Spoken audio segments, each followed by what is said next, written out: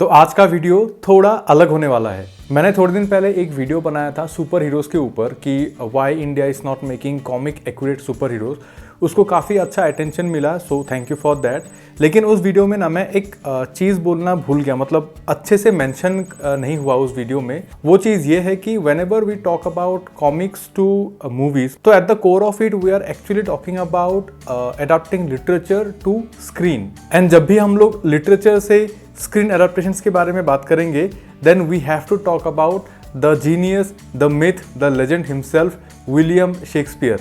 आप लोगों में से बहुत लोगों को नहीं पता होगा, but William Shakespeare has his name in Guinness book of world records as the most adapted screen play writer.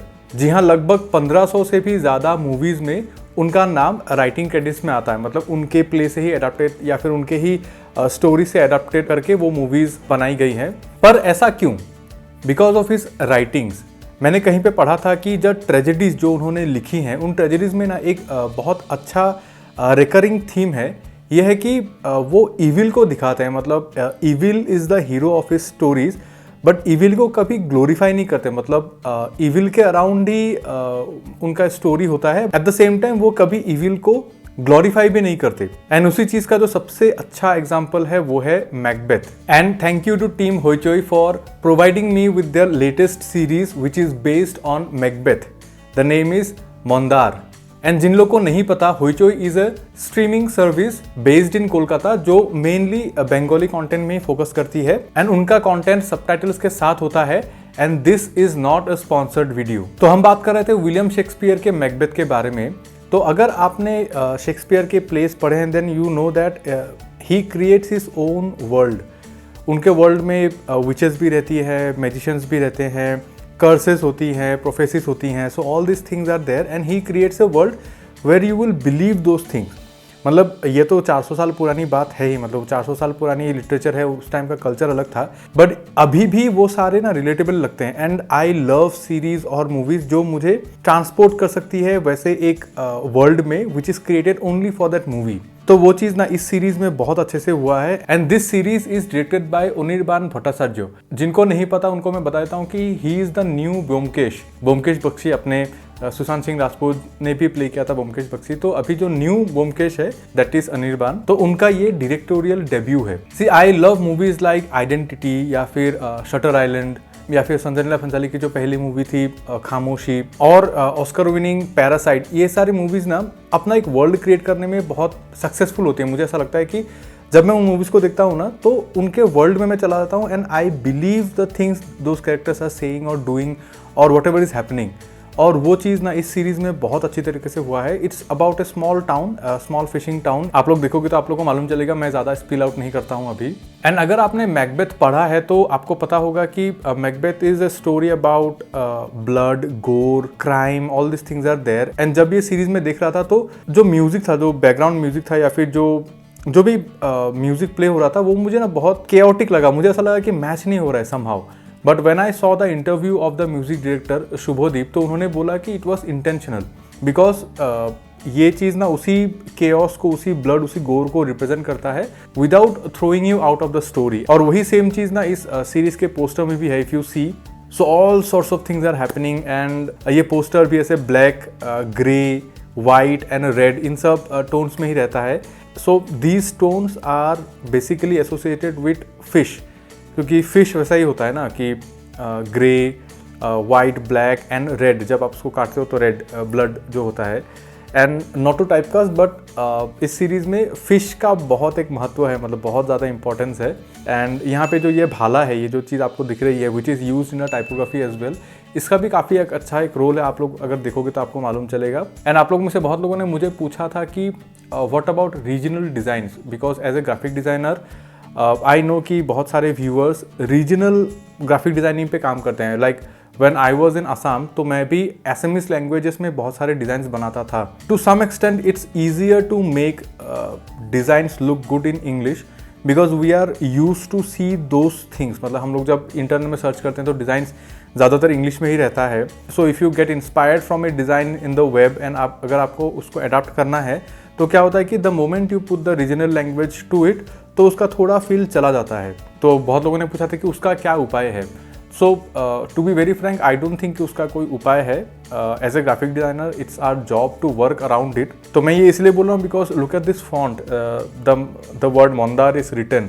जिन लोगों को बंगाली या असमिस नहीं आता है उन लोगों को ये समझ में नहीं आएगा, but this is a regional word, मतलब रीजनल लैंग्वेज में लिखा गया एक वर्ड है which looks good, which goes with the poster.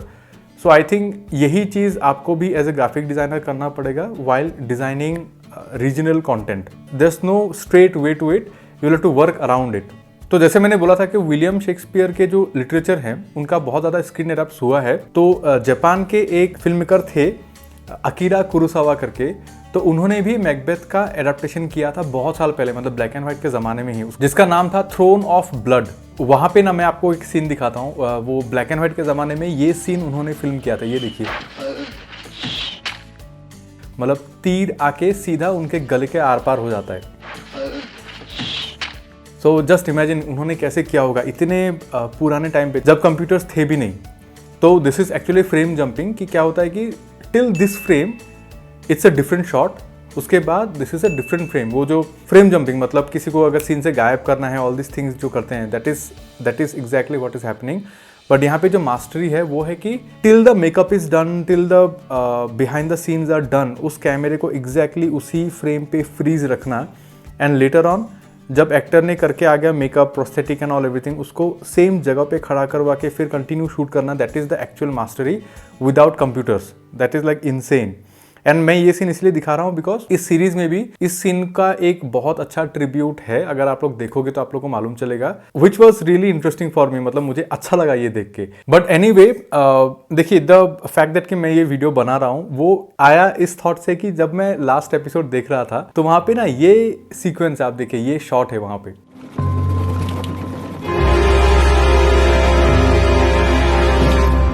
So basically the camera goes from one rickshaw to the other, मतलब अपोजिट डायरेक्शन में जाते हुए विदाउट अ सिंगल कट, मतलब एक कंटिन्यूअस शॉट।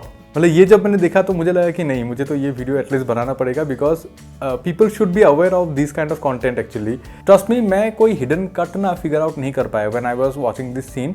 मुझे कोई भी वहाँ पे हिडन कट नहीं दिखा। सो आई बिलीव कि उन लोगों ने प्रैक्टिकली कैमरे को from one rickshaw to another rickshaw उन्होंने शिफ्ट किया था। बट कैसे किया था that is like insane. But we can see कि यहाँ पे थोड़ा सा एक जर्क है, मतलब थोड़ा सा एक जिटर है।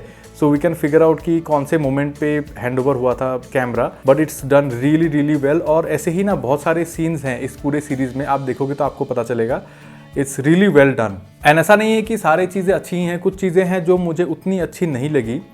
The first thing is that कि देखिए, जब हम लोग DSLR से शूट करते हैं, like the people who make videos on DSLR, जैसे कि मैं बनाता हूँ या फिर बहुत सारे लोग बनाते हैं अभी, तो हम लोग के लिए ना सबसे बड़ा चैलेंज होता है कि we have like no budget, right. हम लोग वो DSLR के छोटे से स्क्रीन में देख के ही जो शूट करना होता है करते हैं। एंड आवर पर्सपेक्टिव इज कि हम लोग उस छोटे स्क्रीन में हम लोग कितना देख सकते हैं।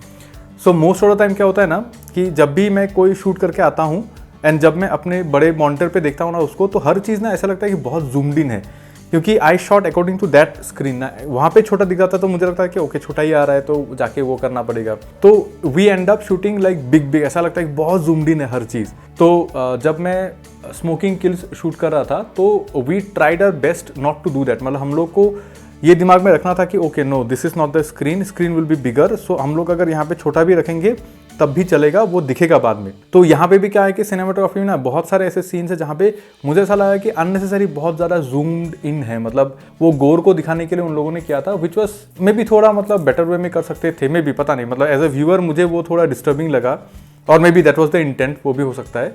सम of the shots are even taken with a GoPro Hero 9।